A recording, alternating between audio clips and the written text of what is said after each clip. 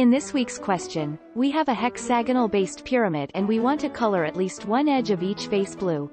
To help us find out how many edges we need to color blue, we first look at the net of this pyramid.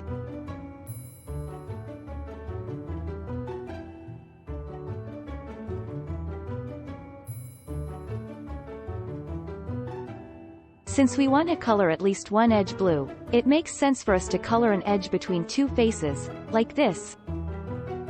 We then have to consider the hexagonal face, which also needs to have at least one edge colored. We can color any one edge of the hexagonal face, and so by counting the number of edges we have highlighted on the net, we know that the answer is 4. Easy, right? See you in next week's question.